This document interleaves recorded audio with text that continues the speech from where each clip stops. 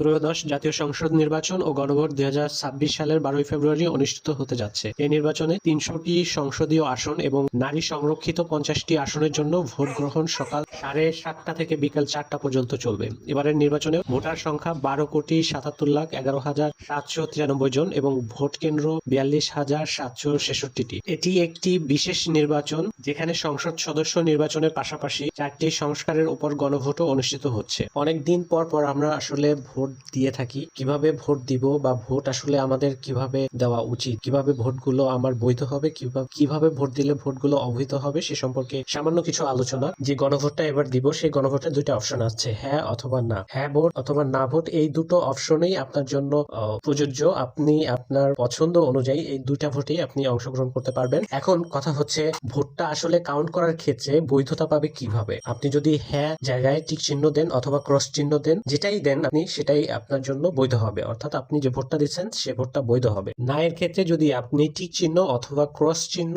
যে কোনো একটা দেন সেক্ষেত্রেও আপনার ভোট বৈধতা পাবে। কিন্তু যে বিষয়টি লক্ষ্য রাখতে হবে সেটি হলো আপনি যদি হ্যাঁ এর ক্ষেত্রে টিক চিহ্ন এবং না এর ক্ষেত্রে ক্রস চিহ্ন দিয়ে থাকেন তাহলে আপনার ভোটটি অবৈধ বলে গণ্য হবে। অবৈধ বলতে হলো আপনার ভোটটি কাউন্ট করা হবে না। সুতরাং এটা কিন্তু গণভোট এবং আপনার যে সংসদীয় আসনে এমপি প্রার্থী যারা আছে সে মনোনীত প্রার্থীকে নির্বাচনের ক্ষেত্রে একইভাবে আপনার প্রযোজ্য হবে। আপনি যে মার্কায় ভোট দিবেন সেটা শুধুমাত্র ওই মার্কায় আপনার সিল মারতে হবে। অন্য কোথাও যদি মারেন তাহলে কিন্তু আপনার ভোটটা অবৈধ বলে গণ্য হবে, ভোটটা প্রযোজ্য হবে না।